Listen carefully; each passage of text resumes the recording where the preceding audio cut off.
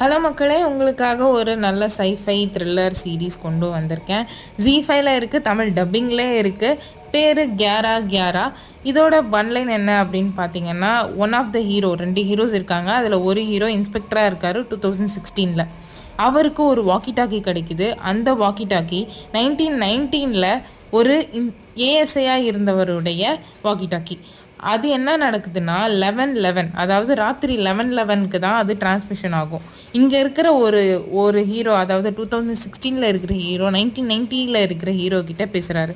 அவங்கவுங்க காலகட்டத்தில் நடந்த ஒரு மர்டராக இருக்கட்டும், க்ரைமாக இருக்கட்டும், அதை எப்படி கண்டுபிடிச்சாங்க, அதை எப்படி சால்வ் பண்ணி இல்லை அதை தடுத்தாங்க அப்படின்றது தான் மொத்த கதையுமே.